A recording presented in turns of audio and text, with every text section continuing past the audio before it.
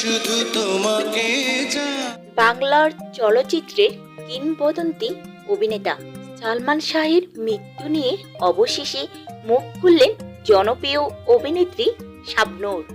বহু বছর নীরব থাকার পর তিনি নিজের অবস্থান স্পষ্ট করেছেন এবং মিথ্যা গুজবের বিরুদ্ধে কঠোর প্রতিবাদ জানিয়েছেন। শাবনূর বলেন, সালমান শাহের মৃত্যুর পর থেকে তাকে নিয়ে নানা অপপ্রচার, ভিত্তিহীন গুজব ও দোষারোপ চড়ানো হয়েছে, যা সম্পূর্ণ মিথ্যা ও কল্পনা প্রসূত।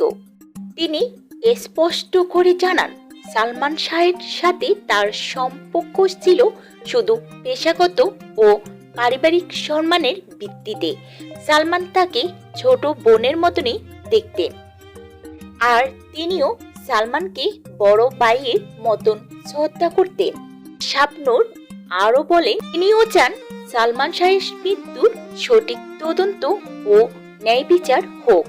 তার ভাষায়, জনগণ যেমন বিচার চায়, সালমানের মাও যেমন সন্তানের বিচার চান, আমিও চাই।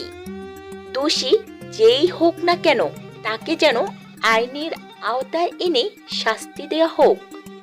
তিনি আরও জানান, তিনি বিদেশ থাকার সময় জানতে পারেন সালমান শাহের মৃত্যুকে ঘিরে নতুন করে হত্যা মামলার দায়ে হয়েছে। কিভাবে বা কেন সালমান মারা গেছেন তিনি জানেন না, তবে তিনি ন্যায় বিচারে বিশ্বাস রাখেন। শাবনূর বলেন, সালমান শাহর অকাল মৃত্যুতে তাকে ব্যক্তিগতভাবে গভীরভাবে আঘাত করেছিল। তাদের জুটিটি বিপুল সাফল্যের কারণে অনেকেরই ঈর্ষার কারণ হয়ে দাঁড়িয়েছিল।